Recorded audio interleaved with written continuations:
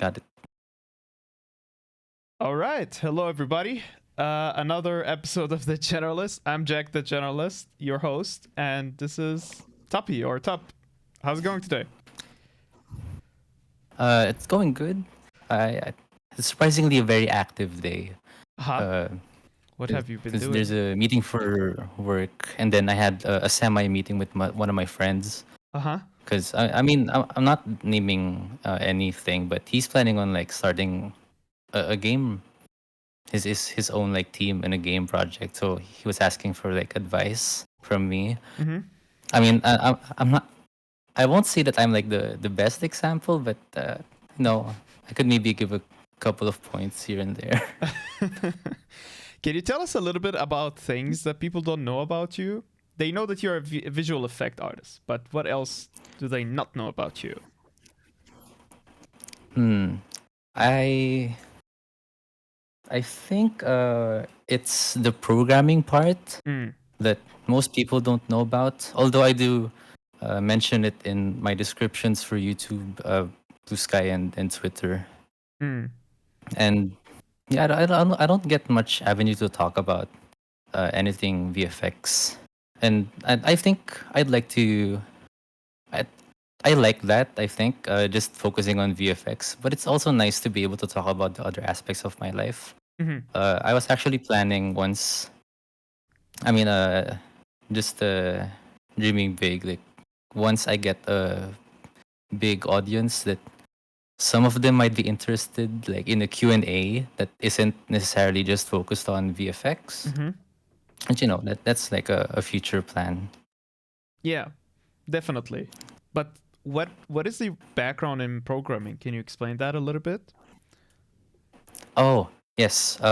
Because my degree isn't necessarily, it's not art. Mm.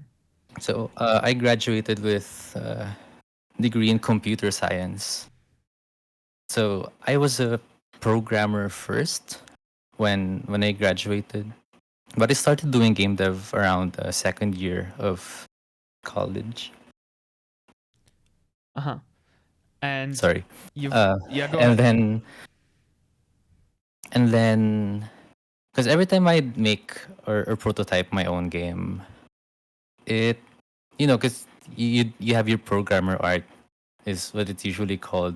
Your character is a capsule Yes. with maybe some shades like a block to indicate the forward, and Yeah. sometimes it gets I don't know if tiring is the right word, but just looking at those assets while you're making a game gets really, yeah, I guess tiring and boring. So I try to dabble in visuals when I want to take a break. Yeah. And then around last year, I had like that. It was the biggest break from programming that I've ever wanted in my life. Mm-hmm. So I made the switch to visual effects because I really like visual effects. I think ever since. How long ago been there? I started visual effects around I want to say February to March last year. So I've been a visual effects artist for more than a year and a half, I'd say. Wow. And you are already that good. That is really cool. That's really cool to Well, know. I don't know. You are amazing, Yeah. dude. Like your avatar visual effect that actually it's showing right now. It's in my opinion one of the best out Thank there. you. I've never actually seen uh such hard edges on the effect, like the fire that you made, the flow of the fire and how clear the edges are of that effect. I think is very special in my opinion, because a lot of artists actually do a lot of like opaque effects. I feel a lot of Mm. adds or multiply or but what you do is a bit more pixel only. It's more clear. The edges are very clear. Maybe there is some gloom, but everything is very cell shaded. Is that a word here to use? Very I anime. yeah, I'd say because uh in the description, I mentioned that I like stylized VFX, Yeah. and I think that's kind of the realm of stylized. Like you have very clear shapes, Yes. and yeah, I'd say the most distinct part, very clear shapes. Because when I look at visual effects from, say, Elden Ring, I mean it's cool, of course, but the shapes usually aren't like that clear. There's a lot of smoke, a lot of Yeah. particles going around, etc. Mm. And I just really liked. I don't know. I just really like the stylized part of visual effects. Yeah. Now, me That's too. why one of my Mm. okay, Go ahead. I was gonna say one of my or most of my early works are kind of League of Legends styled, I'd say, Mm. because I used to play League I think I'm losing you a back little in the day, bit. and the visuals always really got me. Hello? Can you hear me? Yeah, I think that was a big I'm lo- inspiration. I I lost you a little bit there. Top? Okay, we're having some issues officially. Yeah, I can't hear you. I think there's just like minor issues. Let's see. Can you hear me at least? Yeah, it's very normal to have technical issues. I can hear your keyboard. Okay, hello. Hello. I can hear you now. Oh, okay, we're back. So yeah, you were saying League Sorry, where of did you Legends. lose me? No Oh problem. yeah, sorry. I just really like the visual effects of League of Legends. I think Mm. that's why. I mean, that's one of the games that I think inspired me, maybe to try to learn VFX. Okay. Yeah, so it's, just very big fan of distinct shapes. I guess. Yeah, But I do also want to learn like sorry, it's a go ahead. I wanted to say like it's so distinctive what you do. I don't feel like I've seen it much. Like I'm aware of League of Legends effects, but I feel like you added your own touch, and I feel like you've also been inspired by other things. I don't know. In my opinion, I feel like you're inspired a little bit from anime. Is that correct? Do I read that correctly? Anime. I don't watch a lot of anime to be honest, but I could see some effects being used in an anime maybe. Mm. Uh, one I really like is the Jujutsu Kaisen. Mm-hmm. I haven't watched recently, but yeah, the effects there are great. That's completely different though. Like VFX for a show or like a movie. I don't Yeah. think I can do that. Like drawing everything frame by frame. Oh no, I get that part, but I feel like Mhm. you're the way you show, like especially the Avatar one with the fire. I felt like that Mhm. one was very like spot on with the effects. I have so many Thank you. questions about that one effect because it's like it's so beautiful. How long did it take you to Yeah. do that one? It I'd say it took around um a month, Mm-hmm. but that's on top of like everything else that I do, like a day job or editing videos. Uh, yeah, it was pretty fun. I just wanted to challenge myself, I think, because well, at the time I was watching like Avatar Korra. That I usually have something on the or usually have something to watch when I want to do like some exercise. 'Cause, Cool. that I get really bored. Yeah. So yeah, that kind of inspired me, and it was nice because each effect I think focused on uh, a specific part of VFX. Mm. Like for the Earth part, that kind of challenged me to make my own 3D meshes, Yeah. like for the rocks. Yeah. And then the fire one and the lightning, most of them are flip books, like sprite sheets kinda. Mm-hmm. And then air is solars, and then water is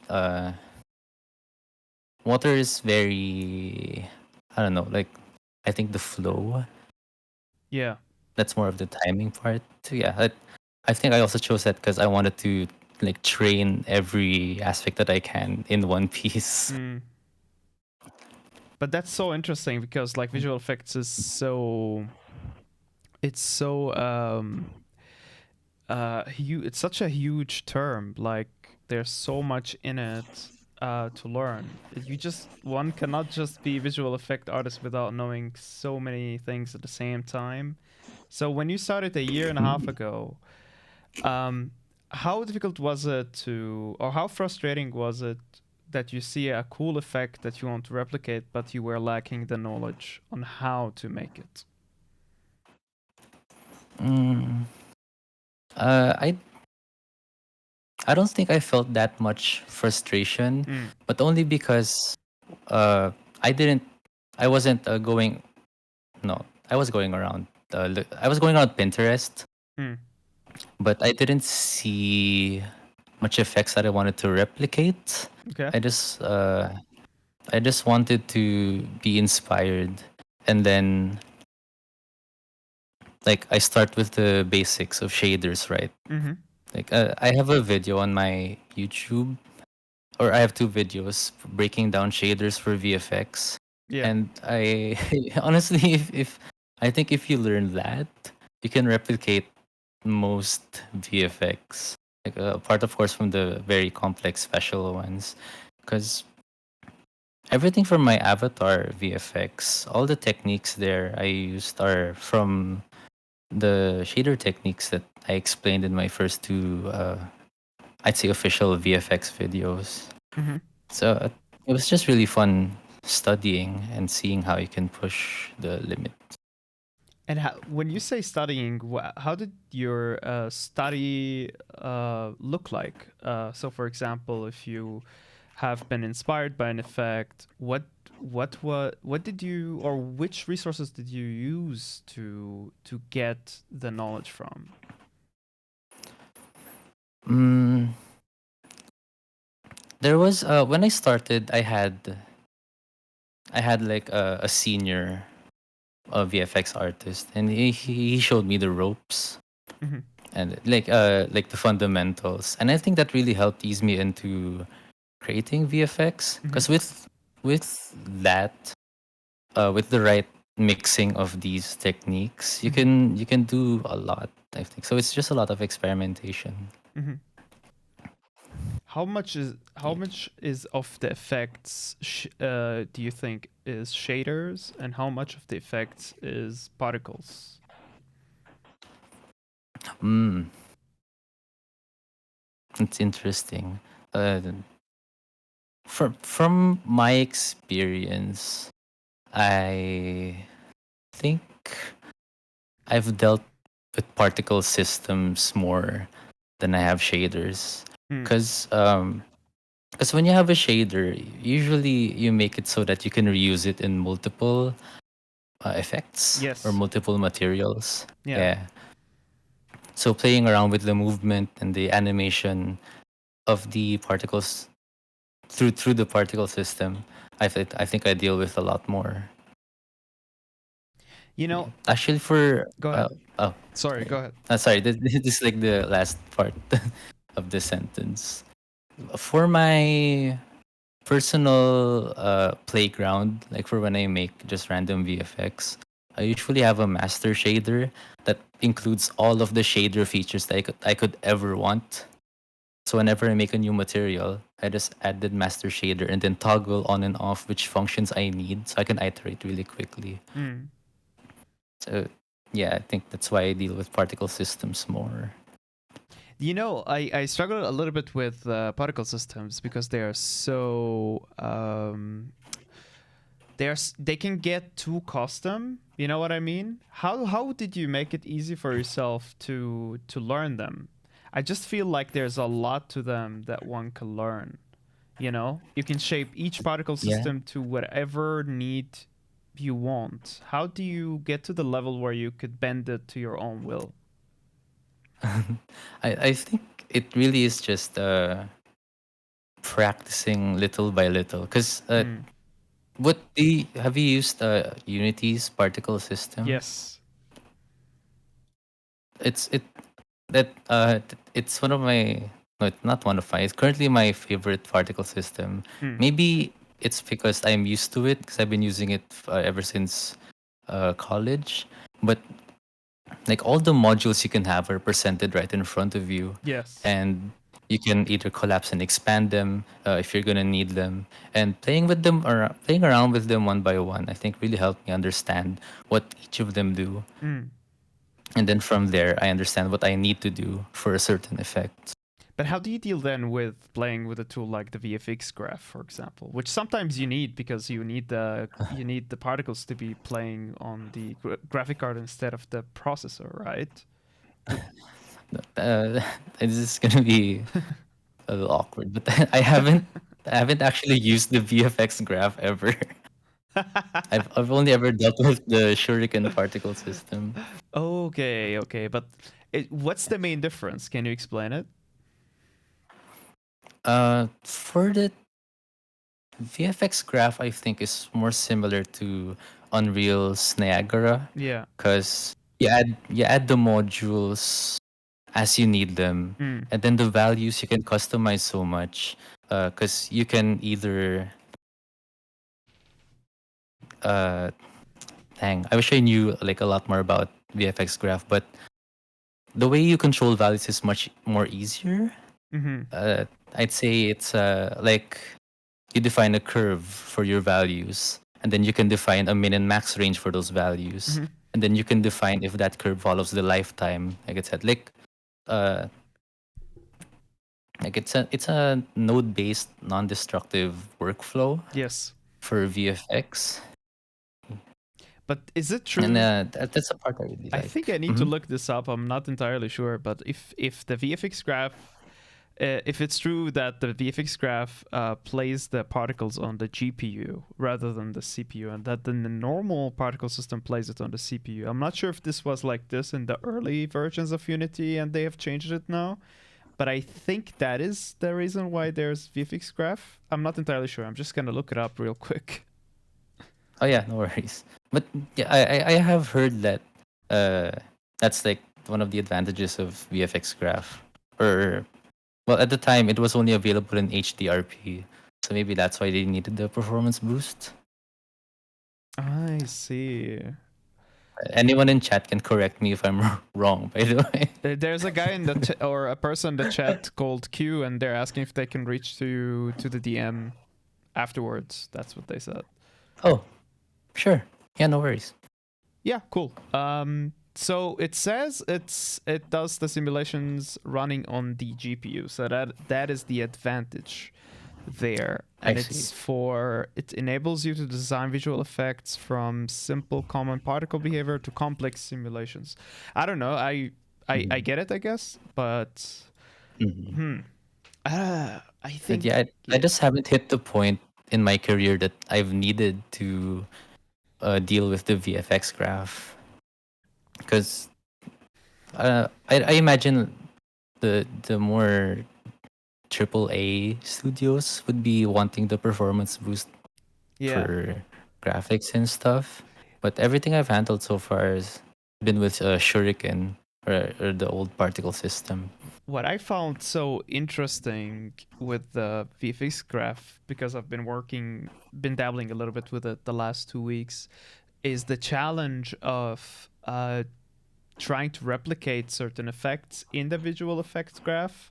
And Hmm. damn, it's sometimes just frustrating because, like, you could see the person, following a tutorial or whatever, you could see them like clicking one button, and you go back to the visual effect graph, and it's like, how the heck do I make it over lifetime? Oh my god. And you would just spend time over and over, and then you think that you can Google things, right? But then no one is writing Mm. about this because the people who use the particle system are actually using the old one, or the basic one, let's say. Or, I don't know what it's called. The Shuriken, you said? Yeah, it's Yeah. called Shuriken. Yes. But yeah, I wonder where, like right now I'm doing a lot of research and like resources to get to understand the visual effects graph, because I really like its flexibility with the parameters that you can add. Mm-hmm. And I feel like it is a bit more complex than the Shuriken. I don't know if you ever played Oh with yeah. it. Mhm. Sorry. Have you ever played with it just a little bit? No, no. I tried making, because I downloaded the template for HDRP, Yeah. because someone in my emails was asking if I could try make one for HDRP. Mm. I haven't replied to them yet, but So so yeah, go I ahead. tried it a little bit, but I don't know. I mean, I guess it's more of a me thing, like Mm. a new thing to learn. Yeah, I'm just really happy with Shuriken at the moment. Yeah, no, I mean, if it works, right? So I wanted to ask Yeah. you, when did you start your YouTube channel, and have it been like exploding since the Godot thing happened last year? I I think that's like the what's the word? That's the revival, I think, of Uh, my channel. okay. Because I don't know if you scrolled like way down on my YouTube channel Maybe I before I should. did any VFX thing. Okay, but I'm doing that before I right did now. any VFX, I was doing like wait, what's our like rule on swearing here on this channel? You can No do it. swears. Who gives a fuck? Okay.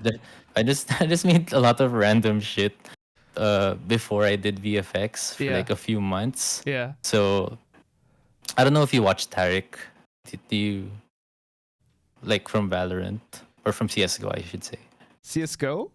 I think Yeah. I don't know, what do you Okay. mean? I'll use a different example. Like Yeah. I had because the Mario trailer, the Mario movie trailer just got released at the time. Yeah. So I made a reaction trailer. Yeah. But it's me just going, "Oh wow. Wow, that's so cool. Wow." Like for the whole video. It's so stupid. You mean I don't this know. one, Those right? videos You mean yeah, this yeah, reaction to Mario that right one. there? That one. And those videos were so fun to make, but I mean, I wasn't really looking for or looking to blow up at the time. I just really wanted to make videos. But Mm. then the whole Unity runtime fee thing happened last year, and uh, I mean, like a lot of people I got upset with Unity, so I tried Godot, Yes. and I think I just jumped in at the right time Mm. because the maintainer for the main maintainer for the particles, QB was working on a lot of things for Godot's GPU particle system, and I got to use it. Oh, cool. And yeah, I think, and then I made the tutorials for Godot. Well, it was only featuring Godot because the the videos I made for the shaders you can translate to any engine, Yeah. and I think that's the thing that I really want to drive to instill into people's minds Mm-hmm. that a tutorial isn't well at least I try my best to like a tutorial isn't specific to one thing or one engine. Like you can always translate the same concepts to different engines. Yeah, but that's not that. Here's the thing, man. I totally get you, but that's not what Mm. people are very package oriented. They're very title oriented. Like these days, people just read the Mm. news while reading the titles. They don't even care to go and like read what is inside. Maybe some people do, but like it is not in the. It's not. How to say? It's one of those unspoken rules, unwritten rules that no one talks about it because it's quote unquote obvious, but it I feel like it goes through the cracks, you know what I mean? Because like for you it's obvious, or for me and you it's obvious that the rules can be applied on Godot, right? Mhm. But every minute or every upload you do, the first comment is like, I'm waiting for the Godot tutorial. Why? that was Like, that was the comment. That was like the top comment of one of my videos. And yes. I didn't reply to it. But I mean, I don't really expect the majority to understand. Like not in a like a condescending way even. Mm. Like some of them are new, or maybe most of them are new. Mm. So they'd want to learn, and I think that's a good way. Define the engine that you're comfortable with, and Yeah. then you learn the concepts there. Then once they realize that when they move to another engine, like, oh, this is similar to X engines Mm. thing. So Yeah, but I mean, hopefully, like over time, yeah. I feel like this type of content is missing. I feel that here's the thing: the only person I saw doing a video about that was Gabriel Aguar, and even Oh yeah. that video was like how to do any effect in Unreal, Godot, and Unity. I think that is the closest a person actually got to the idea of explaining on YouTube, at least the closest that I found. But I feel like it's still missing that one person makes a content or a video where they're like, okay, let's talk about the obvious. If you learn multiply, let's take multiply as a concept. If you learn that in Unity, let me show you how you can apply the same effect in Unreal. And you take like a simple effect, like a texture movement maybe with time and cosine and sine, whatever it is, like texture coordination and like something simple. And you just do it simultaneously in the three engines. And then go to do another example, right? And so basically by the end of the video, the message would be like, well, now we've seen 4 to 5 examples that can be applied on all engines. The idea is the same. It's like Photoshop, Krita, Illustrator. Does not matter. It's the same program. Maybe there's a bit of minor stuff that are interchangeable within those softwares. I feel like we're missing that guide into like someone just telling us how it is kosher to do that. You know what I mean? Yeah. Yeah. Like you're saying it, like someone should actually just like it's very on the nose. Yeah. Like that video concept. Yes. I don't know what I'm not a huge fan of that idea, I guess. Maybe. But yeah, I get what you mean. Yeah. Uh, I feel like there is potential, you know, in the idea. The execution can vary.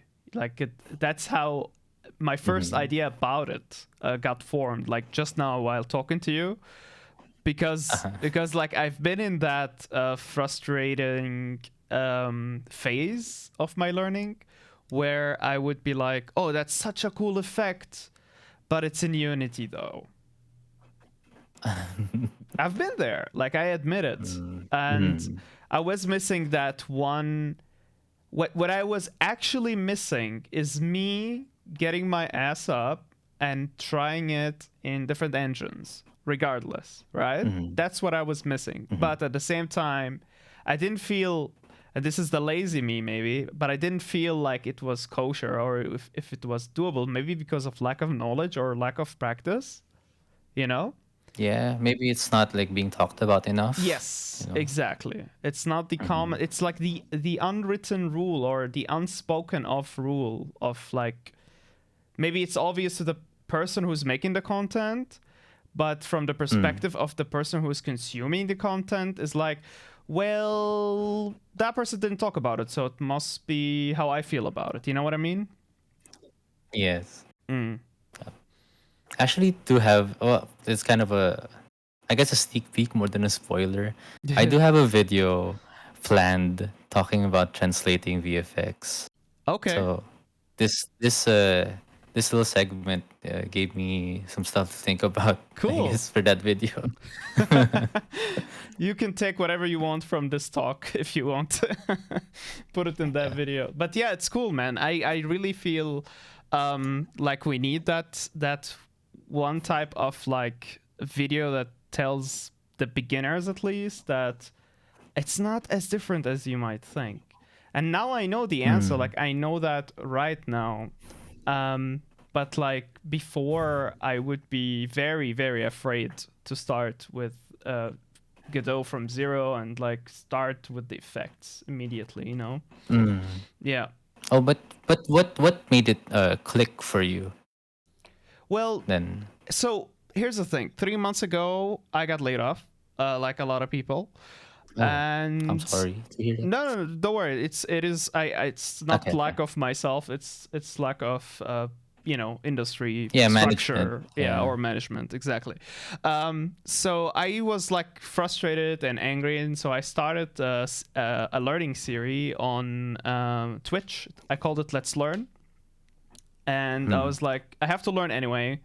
Why don't I just stream it? Because the content of or just the ability of commentary helps me learning, you know? And Mm-hmm. so I've done that, and I was like, my best case scenario is that someone watched and learned with me. My worst case scenario is that I learned. They are basically the same. And yeah, Yeah, I started. that's still a win. Yes, exactly. It's so my worst case and my best case are actually my best case, and this was like it clicked for me, and I started with it. And I started with learning visual effects for Unity. I was following Gabriel's Mhm. tutorials, actually one of his courses that are available on Udemy, and I was like, "Come on, Oh. let's learn together. Let's learn visual effects in Unity." And I started, and I was like, "Okay, this makes sense. This makes sense." And I've dabbled with it a little bit before I started this series, and now I was able Mhm. to create something, an effect that was actually like impressive, And Cool. I also worked with the Unreal in the shaders and in the particle system there, and I was able to copy out, like I was able to guess a lot of things because of me working in Unity. You know what I mean? Mm. Yeah. Yeah. So it's just taking that leap to to experiment with the new engine, Yes. maybe. Or just like do Yeah. do the things, go ahead, put your Yeah. sleeves up, and go ahead and fix that thing. Don't just complain that the wall is broken. At one point you have to like roll your sleeves and start fixing the wall, basically. And I feel Yeah. like a lot of people need that thing, but at the same time they are passively watching. A lot of people don't have the time, so they're passively watching. So your content, for example, is a huge inspiration for some people. And even if I feel like, but that's not pressure on you, but like I feel like if people like you actually get to say, hey guys, it's actually doable. Here's the same effect in Godot, the same effect in Unreal, same effect in Unity. It's doable, guys. Come on. Here's an assignment to you. Try to copy this tutorial that I made in Godot now in Unity. Something like that, something that encourages Yeah. people. Yeah. Yeah, for sure. Although I will say I had a tweet. Mm-hmm. I don't like thinking about it too much, but I did make the same effect across all three engines, and I had people guess which engine or which effect was made in which engine. Cool. And people like all of the answers were so mixed, and I think yeah, that's part of the point I was trying to make. Mm. Like you can make all of this like in all the engines if you have like the concept down. I completely agree with you. I don't think I used to think in engines. I used to see the word in logos and in that term. But the more I learn, like the more I learn in Unity, the better I get in Godot. Or it really does not Yeah. matter. Like what you're learning has nothing to do with the logo. It has nothing to do with the company. It really has something to do with you understanding what the heck you're learning. Like if you're learning Mm. Unity, you're actually learning how to work with an engine, or you're learning how to develop a game in Unity, which would help you to develop a game in like period. That's it. You can just develop a game. Mm. Like those people who have learned Yeah. Unity and felt useless a year ago, they weren't useless as much because they were able to pick up Godot on the go, right? Mm. Or any other Because they engine. already know. Like, Yeah, and it's actually, the thing I liked about Godot during that time is I think they actually made guides for people who were migrating from Unity. Like they explained the concepts in Godot and how they were similar to their counterpart in Unity. So I think that's really awesome. So So, have you ever maybe played with yeah. Unreal VFX before? Yeah, I tried. My first one was the incinerator beam. Oh, It was the big red beam with the soldier. I don't know if it's gonna pop up anytime soon in the I in have the it. reel. Wait, yeah, you did it with the Oh, okay. UE5. I have it here Yes. now just to show it. This one. It's so cool.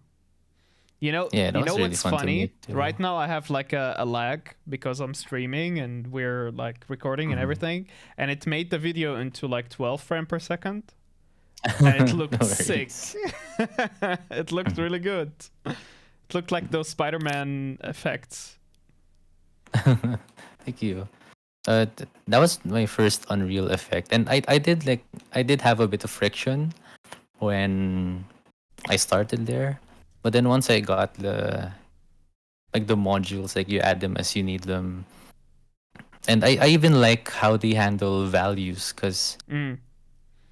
you can have different settings for each value, like, oh, this is a constant, oh, this is a lerp, or this range or random range min max, Mm-hmm. and also I think this is a very specific thing that the part I like about Unreal's VFX is you can put HDR colors into the parameters, whereas Unity you're Oh, kind of limited to just like the 0 to 255 values of RGB, at yeah. least for Shuriken. It might be different for VFX graph, not sure, but yeah, Yeah. that was one of my gripes with Unity.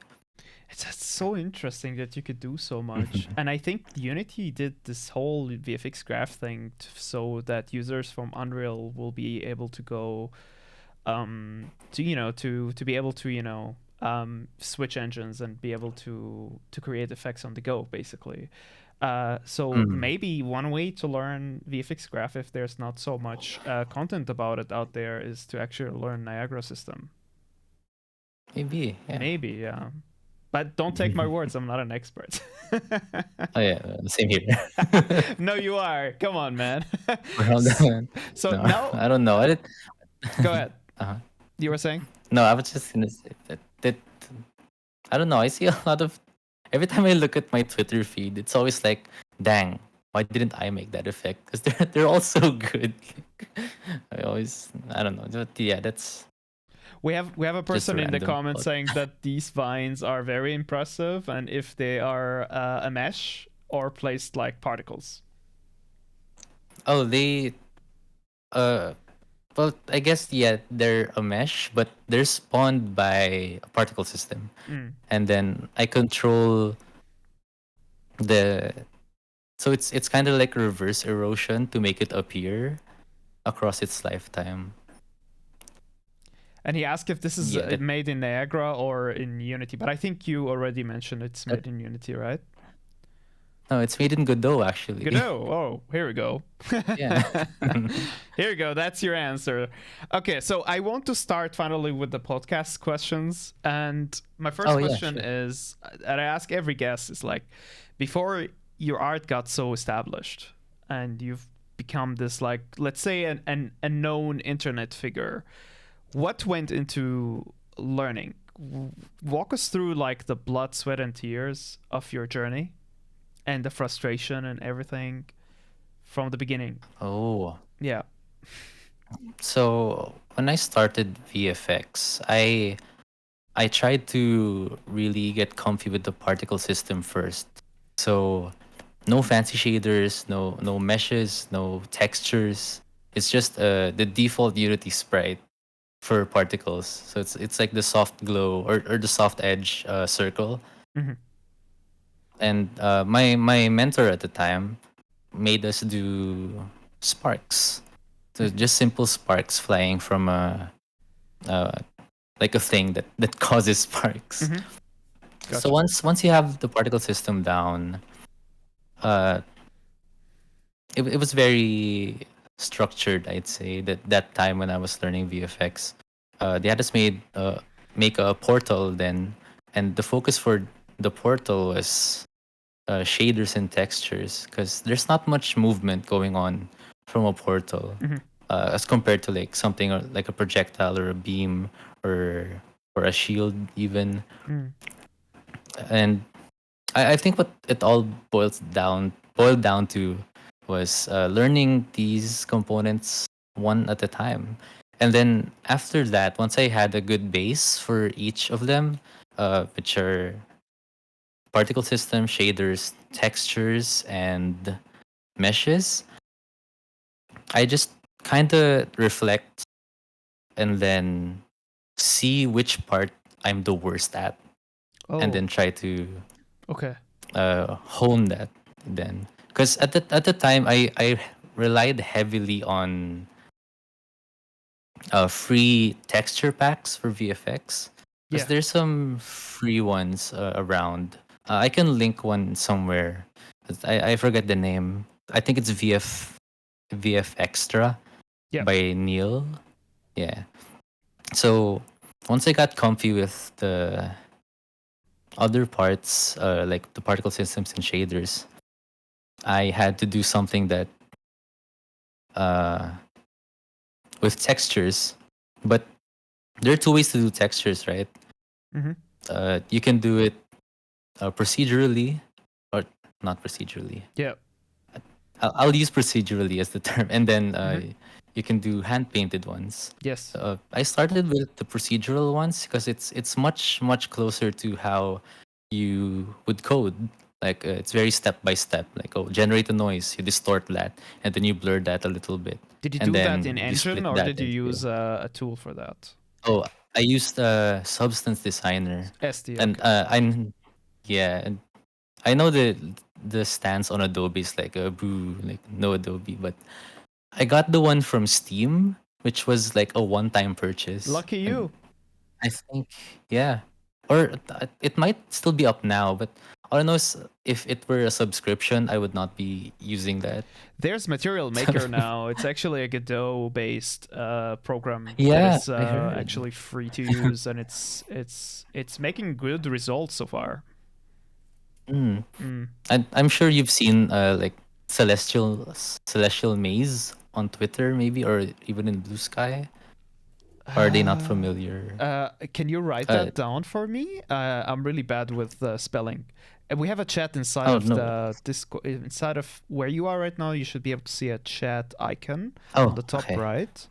And if you expand that, you'll be able to write inside of the chat.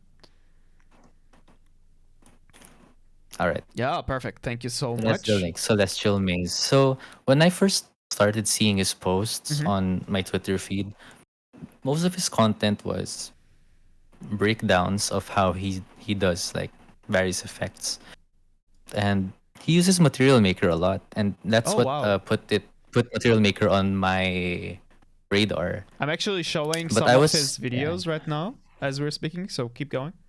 yeah, yeah. He uses a lot of software. I think he could be like part of this podcast. To be honest, I Oh, think yeah, I he's would love to have like him. a real generalist. Oh, Generalist. I love that. I love But that. yeah, he uses Blender, Material Maker, and then yeah, he's pretty good. I I have some of his works bookmarked for reference to study. It's So very yeah, so I smart. use Substance Designer. Yeah. Material Maker, I tried a little bit, but I think I mean I already have Substance Designer, and I can just keep using that. And yeah, like I agree And with you. then You yeah, work with what you have. Absolutely. Yeah. Go ahead. mhm. And then once I got comfy, it took a long time for me to get comfy with even procedural textures, because I think at some point in my VFX life, Mhm. texturing was my weakest part. Like I felt really bad, but now I have to reflect again, see what I need to work on. I think it's colors. I don't think my colors are uh, very interesting. Okay. And yeah, It's after interesting. Yeah. after I moved on from procedural, I went into Krita, and I Mhm. started making flipbooks and hand painted textures, and that's like I mentioned a while ago, the fire VFX from the avatars. First time I kind of showcase hand painted textures and flipbooks, and I'm very proud of them. Wow. So those I are would say. hand painted. Here I thought they were shaders. Yeah, for the fire. Oh, I mean, I use shaders on the hand painted textures, so Yeah, it's kind of a Can I mix. ask you a very weird question? Can you share your screen with us Sure. today and just show us Uh huh. the effect in slow motion? Maybe walk us a little bit through what you hand painted? Just like a glimpse, basically, a glimpse of how. Oh, like the texture. Yeah, like because I can't wrap my head around how is that hand painted? You Okay. know what I mean? Oh, if I share my screen, will it not mess up like the No, the no, no. layout for No, this? Okay. just I think it will be fine. And I just take your time. I will talk. Don't worry. Okay. Okay, so actually, are you using a virtual camera? Yes, I'm using OBS's virtual camera. Then Oh, you now I'm could back. switch to a display capture, right? You Yes. can. Oh, you're right. Yeah, You're because right. You're that right. that would be so much. It's actually a better quality. It'd be easier. Th- I'll get the textures up first. Thank you. Yeah, take Before. your time. Take your time. But it's like I really am a huge fan of that fire from that you created, and I was the whole time thinking like, how how did he make such a cool shader? I was thinking, oh, I lack so much knowledge, but then now you tell me that it's actually hand painted, and that is even more impressive. you know, especially from a person who didn't like you don't have a 2D background, right? You've been like you mentioned before, you've been working with procedural textures, and you haven't really, Yes. yeah, and that's so interesting that one can learn all of these things. All right. They're almost ready, I'd Sure, take your say. time. It's very interesting, man. Like, have you learned to draw from zero in that case, or were you sketching before? I learned to draw from zero. Wow. I mean, I think the shader or whatever I do with the shaders helps a lot in hiding the imperfections. Because they're all moving like so fast, like Mm, you'd have to go frame by frame. yes, I'm adding. it's really about like fooling the viewer into thinking like you've made this amazing thing, but it's because it's moving so fast, like you said. Oh, So okay. yeah, Do go you ahead. see my Yes, screen I now? do. Okay. Yeah. So, uh, which one is it? This is a flip book for the fire. Yeah. There we go. Mm-hmm. So yeah, it's just a flip book. The green, the green and the yellow parts are the alpha, Mm-hmm. and then the red or the yellow, the purely yellow parts, because that's where the green and red channels mix. Mm-hmm. That's kind of how I control the colors, because I use a gradient or lookup texture to add the colors for this. Mm-hmm. So whatever is the zero value, which is just green, it takes the leftmost of the gradient, and then the yellow takes the rightmost of the gradient. Mm-hmm. And then this is more for the big cone Yeah, yeah, of yeah. VFX. Yeah. And this is just, I'll open Blender even. This is basically like a super motion blur applied on like Yeah, with it's a, simple it's a, shapes. yeah. Oh yeah, I forgot to mention that. So I hand painted the texture as a base. Yeah. I think I have it here. Everyone's gonna see my files. This one. This is the base texture. Oh, okay. Yeah, like a And lasso then I tool. rotate it and apply it motion blur. Yes. Yes. But I absolutely love the lasso tool draw yeah. because I used to only use brushes, Mm-hmm. like, but it's always so round Yeah. whenever I use the brush. And the brush has like its own magic. What I do is I put it on a layer with a mask, right? And then I keep switching between white and black to create those sharp edges. But a lasso tool can give you that Mhm. shortcut immediately if you know your shapes. But what I like to work with the brush sometimes is because I get things that I don't expect to happen, you know? Mm. And that is always very interesting. So this is the thing And that, this is the cone that yeah, It's very interesting It's to just see this. the meshes always. It's very interesting because the VFX meshes are always like simple, but then you see the effect in Unity or whatever, and you're like, wow, this is so complex. But then you go to the Blender file and it's like cone. It's just this. And then the texture just spans from left to right. And Exactly. I mean, no, you can have like vertex displacement and even more effects like erosion. But yeah, everything boils down to just the fundamentals. And Wow. I hope like someday I could. I mean, I'm repeating myself, but I hope I can instill that in my viewers as I grow my audience. Yeah. Wow. Thank you so much for sharing. I mean, I know this is like a whole video material that you're sharing with us right now, right? I Oh, bet you're no planning to worries. make a video, right? I am planning on I'm planning on bringing back breakdowns specifically Mm-hmm. because honestly the hardest part for breakdowns for me is the talking portion. Like I have to explain every single detail that I put into this effect. But my new format would require me to not do that. But it kind of expects the viewers to have watched at least the first two videos of my shader tutorials. Because once they learn that, Do you they, do you they start can your videos understand always saying everything. that, by the way? Do you start every video saying check video 1, video 2? And I'm basing this um, video as if you already watched that, or do you just start with like breaking it down?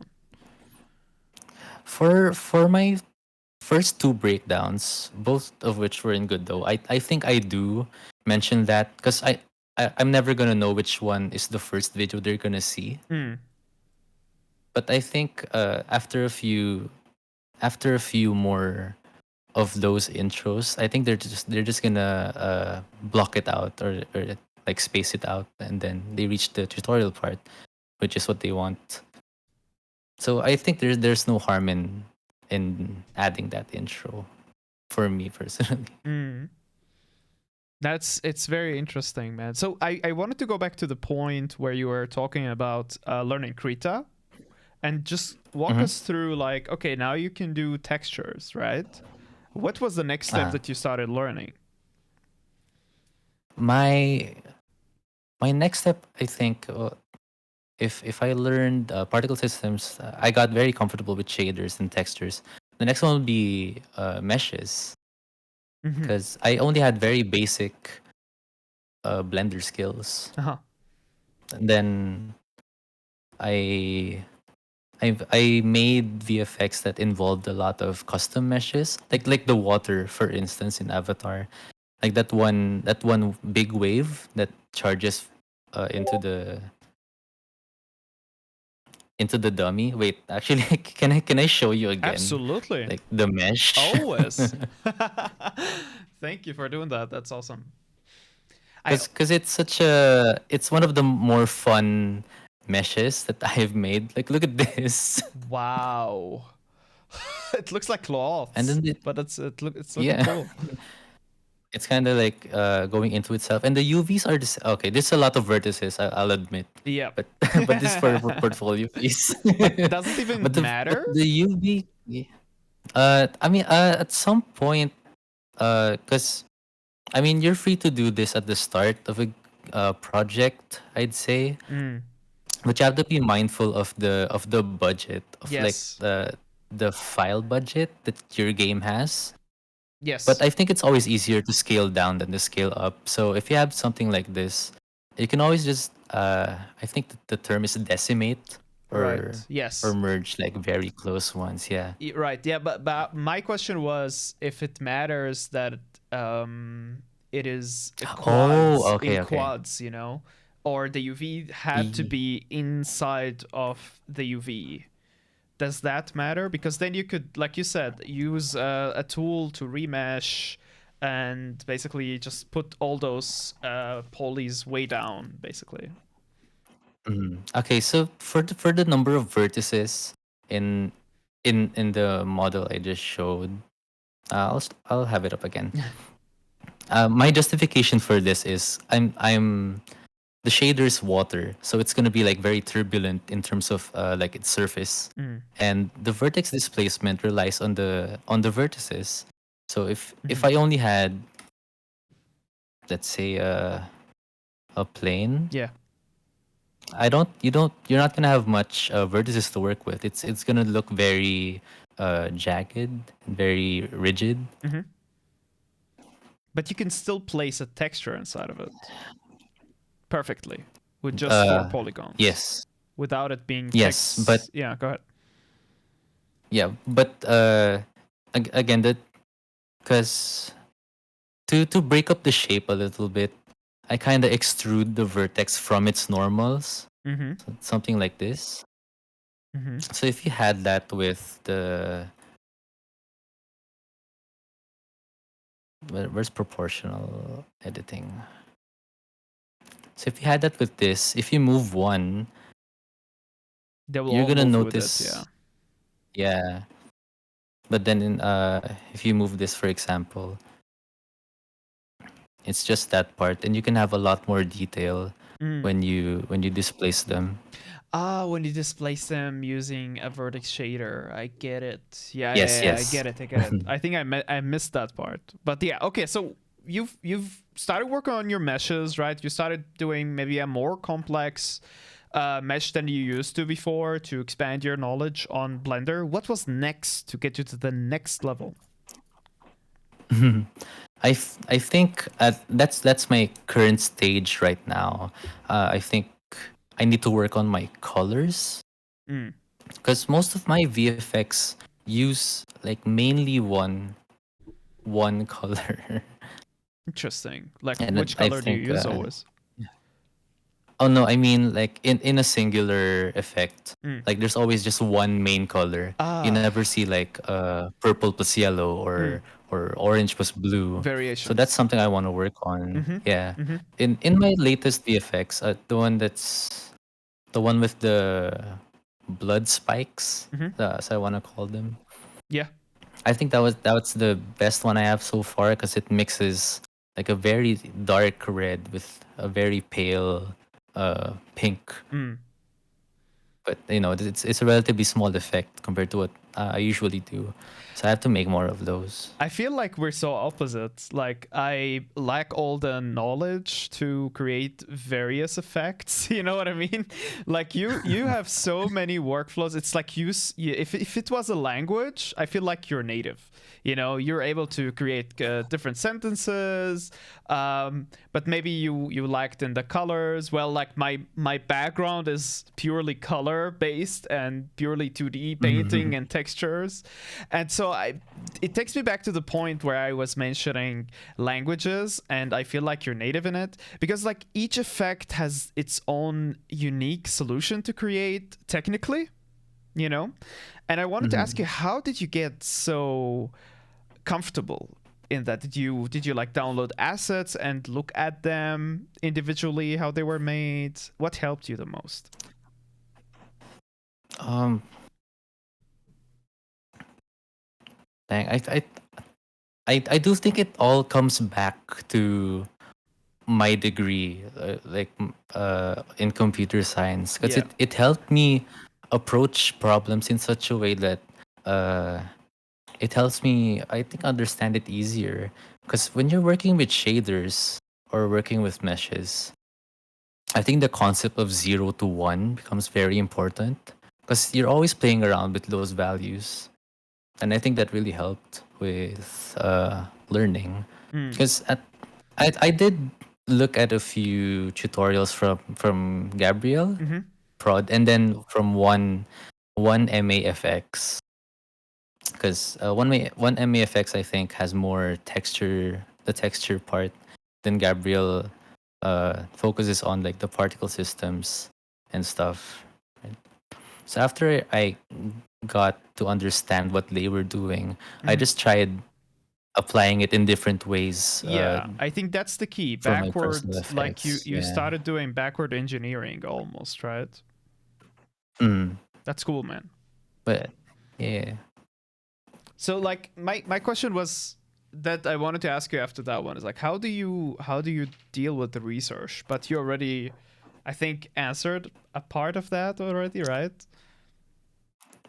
Yeah, but after, because I hate to keep I hate to sound like a broken record, but after you learn the fundamentals, really, it's just a matter of going wild with the fundamentals, and that's how you make, or that's how you learn like new VFX. Because the water mesh I showed you, you could flatten that into a quad, and I think it would help visualize better what the effect is doing. Yeah. So uh, yeah, sorry. No, don't worry. I think Like, it's I'm getting your yeah. point, definitely. But I also Yeah. seen you animate, right? You've also dabbled a little bit with animation, especially with your latest video when you were explaining um, the lore of visual effects, which I really loved that video. I felt like Oh, thank we you. need more of that content. So you worked on animation as well. What helped you there to understand the basics? Animation. Sorry, can you refresh me like which specific part? Well, are those fires in the beginning of the video, are those animated or are those driven Oh by a yeah, that's particle a system? flip book. It's a flip book, exactly. That's Yeah. okay. Yeah. Oh, okay, okay. So, Yes. so for the flip book, I think that one's a special one. I downloaded references and then put them on PureRef, and then PureRef now has a GIF. Like you can go frame by frame with GIFs, and then I just started analyzing it, and then I started seeing the motions and like the shapes they're using and how they're eroding it, and then I just tried. I mean, yeah, I tried making a similar shape to one of the references, and once I got that down, I tried making my own shape with my own motion to see if I can apply the same principles. Yeah. Which program do I mean, you use albeit it's for still rough, yeah. which program do you use for For frame by frame, sorry. Yeah. it's pure ref. Oh, do you draw in PureRef and you animate in PureRef or? Oh no, I just have pure ref as a Yes. reference Right. on the PC, and then I have my tablet Like a like Procreate? below the screen. Okay.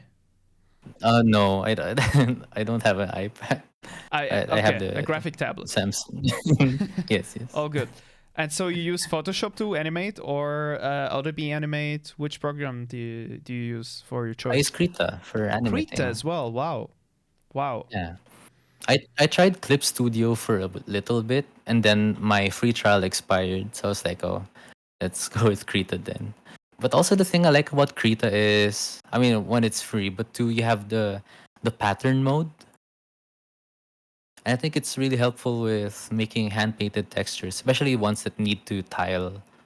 That's really what I really like about Krita. Just the other day, I noticed that the same thing also exists in Photoshop. Pattern mode? Oh yeah, for like Yeah. new versions, I think. It's actually like since 2018, I think they implemented it And because I was like, 18, I see. I was like, wow, Krita is so much better. But then I realized that they also implemented it. I think it's just less how to say. Krita is like one click of a button. You also have a hotkey for it. And in Photoshop, you have to click a couple of things, make a pattern, and etc. etc. You have to do a couple of things. So yeah, listen, Top, we've been talking now for an hour. I don't want to keep you up late, so I want to ask you about how flexible you are still with the time, and if there's certain topics you want to talk about, because I'm running out of questions. I'm pretty flexible, I'd say. But yeah, that's. Is there anything would you like to talk about regarding your channel, maybe? Your something that you're dabbling with lately? Regarding my channel, I will say, oh, sorry. No I will problem. say I have like, I'd say around 20 video ideas right now. Wow. That I really want to make, because I don't know, that there was a time last year I felt like really really tired after I think the breakdown for the Night Elf scythe, and then I think it's because I mean, at the time, I didn't really want to do the breakdowns, or like after the first one, it was really tiring. But I promised the second breakdown, so I forced myself to do it. Mm-hmm. Then I got really tired. But Mm-hmm. now I'm making videos that I really, really like, Mm-hmm. because when they're more abstract concepts, right? Yes. And it's much easier to talk about because I don't have to explain any specific systems or like windows of an engine Mm. to get the idea across to the viewer. So yeah, that I've like a lot of videos. I hope to make them all soon. Okay, so what you're planning to do is something more abstract, like you've done in your latest video, right? With the lore of visual effects, or the one with the Yes. environment of visual, or the environment impact of visual effect, right? Yes. And you have like 20 ideas that are similar to that one. Yes. Wow, There's, cool. I mean, I'm gonna have to reevaluate if some of them work, some of them don't. Like if I can make a whole video out of them. Hmm. But yeah, I'm really excited for them. Actually, like this another sneak peek of my next video. It's about uh extra space ordinary VFX, Mm-hmm. and I think I'll leave it at that. Cool. Yeah, I'm very excited about it. Wow, I'm really excited too. Thank you. I wanted to ask Thank you, you. because you mentioned in your biography that you are game dev as well, correct? Oh, mm-hmm. Can you tell us a little bit about Yes. that? I think that's a part people don't know about you as much. Oh yeah. Um. So I started as a programmer, Mhm. right? Well, 2018, and oh, this is like some deep lore, I think. But in my previous job, we had a game jam, and they said the organizer said it was not competitive. So okay, like I'll join this game jam. I'll learn a lot. I'll have fun. And Mm. then by the end of the game jam, it was suddenly like, oh, first place is blank, second place is blank, third place. I thought it was not competitive. So so our team didn't win first place. Not that we were aiming for any place to start with, Yeah. but then it started. Okay, well, all of this is like leading to our first game, because that's our submission for that game jam was what Lovebird was like before it became fully polished.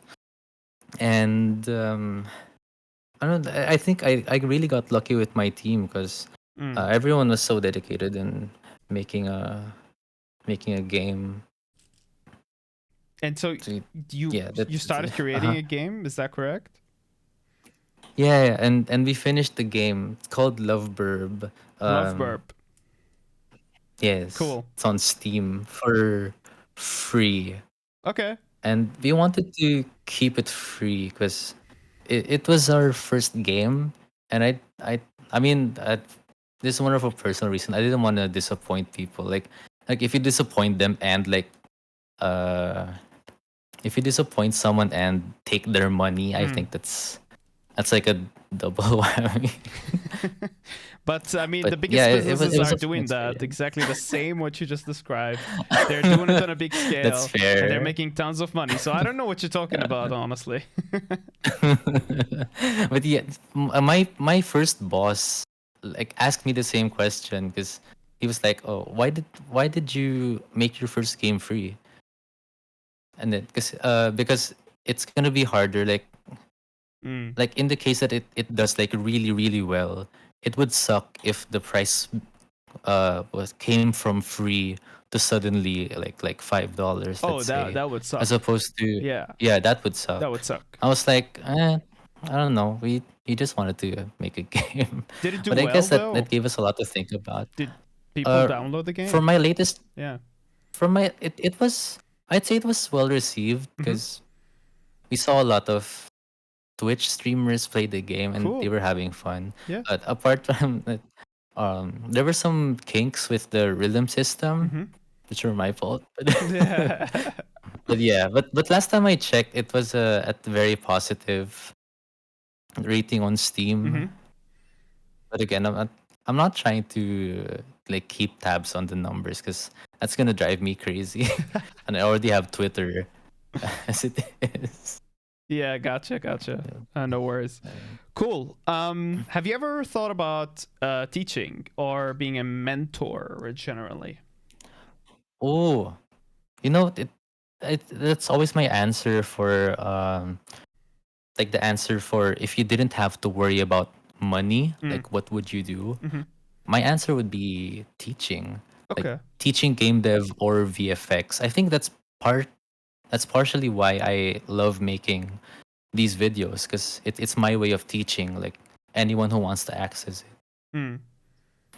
True. And then I'm not sure how I do like in a live setting, but sometimes when I can't sleep, I kind of imagine myself in a classroom, me teaching, and then it's a bit silly, but like I go through in my head the concepts of what I would teach and how I would teach it, Mm. maybe as a practice for when the time comes, either as a live or actually, that apart from teaching, I actually want to do like a live talk. I think that would fun. That would be fun, Like a like live for a talk. conference or something. Uh-huh. Yeah, but I I I'm only gonna do that if I believe that the thing I'm sharing is very special. Mm. Like yeah, because if you're gonna hear about the topic that I'm gonna be talking about like for free anywhere else like on the internet, I don't know. I feel like personally it wouldn't be worth or good. But maybe that's not the right mindset. But that's how I feel I mean, if now that's how you about feel talks. and you have like the need to express it, that's art. It doesn't matter how other people feel, honestly. And I feel like you're doing that right now with your YouTube channel, and I feel like wow, this is you could obviously see that you're having fun with it. Like the VFX lore video, wow, I was like, this is very informative. I kind of get it now. And what I liked about it is that you were talking again about like unwritten rules of VFX. You know what I mean? Mm-hmm. You were Mm-hmm. explaining it like for a beginner person like me. I always wonder like why is magic always like that, right? And you were explaining it. I was like, wow, so there's a whole story behind it. Yeah, and the fun part is it's completely up to the team or you like to establish the lore Mm, for your game. that's true I think too. that's Yeah. why yeah. I think that's why story plays such a big role in games, not just for VFX. I think Mm, because I played Prince of Persia, mm, the latest one mm-hmm. on PS5, and I really liked the visuals. But what kept me going was the story. Because Oh, I'm not gonna spoil anything, but I really liked the story. interesting. I think I didn't get the story, and I was like, wow, this game is a bit too much for me. I don't know, man. Like there's The Prince of Persia, the platformer. yeah, exactly. I was like, I can't do this. Oh, I that's don't know. There's fair. That's something fair. about side scrollers that don't, they don't, they just, I can't. I don't know. But it Uh, was good. I no, get the maybe premise. it's just uh, maybe it's just not your type of game, Yeah, like maybe. Metroidvanias, Yeah. platformers, and that's completely fair. Yeah, exactly. It's totally okay if it's not your thing. So back to the question of like because you mentioned that in an ideal world where you don't have to worry about money, did you mean that no one will pay for you as a mentor, or what did you mean by that? No, no, I mean like if I'm if I'm well off, like of course I'm doing VFX Yeah. as a job, like so I can survive. But if I had like so much money, I didn't have to worry about the rest of my life. Mm. I might go into teaching. But you're saying But that in a way where it's like you're kind of saying at the same time that teaching doesn't make money. oh no. I meant that as an hypothetical. It I don't. It's usually a common like icebreaker question, like from where I am. I think like if you didn't have to worry about surviving, like you were just living life, like you were always well fed, you have a roof over your head, and you always had money for everything you need. What would you do? Okay. But the thing is, like, I am a huge believer that teaching and mentoring is a really good alternative for an income that one can do when they're skilled. Especially technical artists, I feel like they're not doing that as much these days. You know, people as yourself, for example, you hone a skill, actually two skills or multiple disciplinary, and you're able to work with them and blend them so smoothly. I feel like not a lot of people are showing educational content out there. So I'm really thankful for you for doing that, for doing those breakdowns and everything. Actually, someone in the chat is saying, I heard Tub is a god at platformer games. Is that true? I'd say no, but I'd say I'm pretty. I lean towards the good side of it because I finished Celeste, and I think that's one of the hardest platformers out there. Oh. Have you tried Celeste? No, I can't even spell it. How do you spell that? I'll put it in the chat. Thank you. Appreciate that. I think I heard about it. It's a really good game. Okay. I like hard games, so I might check that out. I really love hard games. So this one, right? Let's. So you must like the FromSoft games then. Oh yeah, I've played all of them. This one, right? How do you feel about Elden Ring? Yeah, that one. Elden Ring is the easiest From Software game. Yeah, I heard. Yeah. I feel like this So which one is your favorite? Well, the favorite one, I have like an unpopular opinion about that. Dark Souls 2, in my opinion, is the best Souls game, and I will get a lot of hate for that. 2. And the first, I heard. Yeah, go ahead. That's the worst one. No, that's just what I heard from people. Really? So it's a common opinion? Yeah. Yeah, I think so. But I mean, it's an opinion, of course. But what makes Dark Souls 2 like your favorite then? Dark Souls 2, man, is like the way they did the levels and how they made the replayability of them so uniquely, because you have the New Game Plus, for example, and you can do a New Game Plus for each level.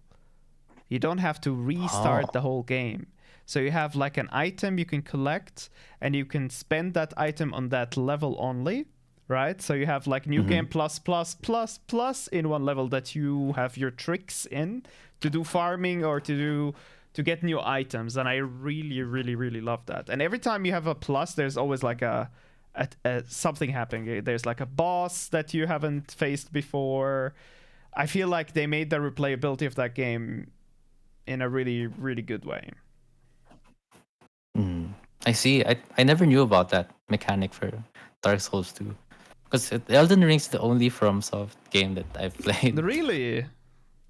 Yeah. Did you enjoy it? I really enjoyed it. And after I beat Malenia, I think that was the 50th try, I was done with it. I didn't want to play it anymore. But that was the I didn't play boss. the DLC, but I had fun. Yeah, exactly. But like everything comes after that is actually just fun and games.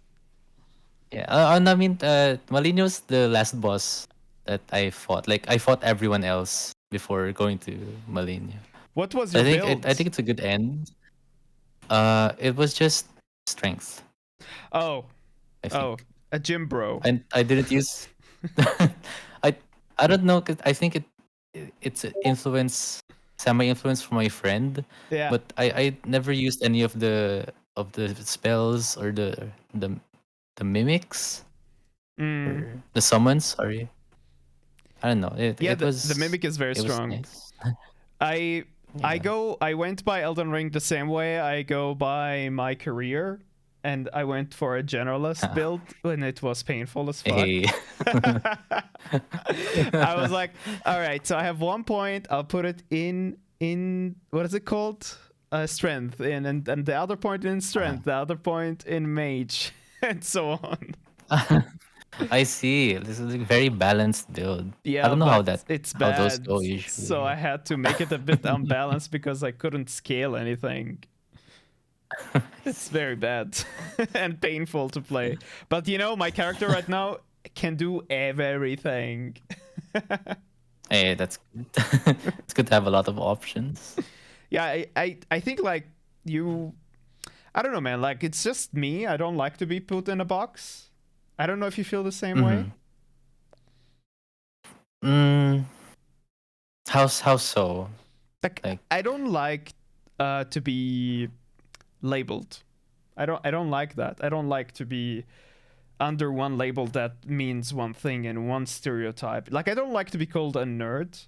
Even though what I do is nerdy, I don't like that.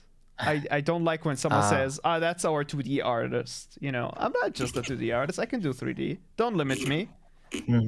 That's fair. I think that's fair. Yeah. If you take pride in all of the skills that you learn. True. But for me personally, I don't know. I think I'm pretty happy with VFX artist at the moment, at least for my YouTube channel, because now people know what to expect. But in the case that, because I still do game dev outside of my YouTube stuff, if I ever transition to game dev, and the people who followed me for the VFX artist part like unsubscribe, I think that's fine. Because that part of my journey is over now. It's time for new people to come into the channel. Do you feel that way now, that you would like to change your content and do more devlogs and things like that? Do you feel this way? Not at the moment, but I do see myself probably making that type of content when I don't know when this will happen, but when I get more energy and time to make a full game rather than just pieces of VFX, because that's been one of my what's concerns. Very loosely used. Like, I'm making all these VFX for myself, but it's never in a game. Like that kind of makes me sad. So I see what you mean. maybe the next step would be making a game and then adding VFX to that game. So at least I'm still working on VFX. I think a lot of people would be not interested in that, honestly, because like if you already build a base where people are learning visual effects, I think a lot of them, like including myself, would be interested in like how now to do this practically. You know what I mean? And I think you have the advantage that you already know how to do game dev. You have the advantage to go through that realm, I think, more than any other person. I just feel like that part of you is not explained, or not yet explained, or you kept away from the identity of the channel. But every time I think you could bring that and highlight it. It's free world, man. Yeah. Maybe when I'm ready. Because recently, I mean, I've been working on VFX. I've been working more on VFX. That I think I kind of need to hone my programming skills again. Because if I'm gonna teach something, I want to make sure that I know every single part of it. Yeah. So I can explain it properly. Yeah. To the viewers. Yeah. I agree with you 1,000%. And I feel like that's why teaching is the best way to learn. But at the same time, I think perfection comes in the way. And that's true. That's unfortunate. And I've learned that the hard way because, I've been doing those streams and I would be literally going on stream in front of everybody being like, I have no idea what I'm doing. And there is something to that, I can tell you. There's a lot of power to saying, I don't know. Look it up. I don't know fully about that topic. So if that encourages you, I'll be so happy to see those videos in the future if you're ever going to decide to make them. Maybe, yeah. I'll give it a thought. All right, listen, man, it's been great having you here. Is there anything else you would like to talk about? I think I'm good. Yeah. Cool. All right. Thanks for joining, and for everybody who's listening, you could check this episode once it's done editing, maybe tomorrow. maybe tomorrow I'm actually busy, but maybe next week. Top knows how it is with editing and everything. Things take time, you Yeah. consumers. Absolutely, Q. You're welcome. Everybody, have a great day, have a great evening. And Top, I would leave the last word with you. Okay. Thank you. And I've watched the previous two podcasts, and I'm gonna follow the trend in saying I think what you're doing in this podcast is really interesting. And I think it's great. And thanks for having me. It was really fun being here. That's awesome, man. All right, everybody, have a great evening. Bye.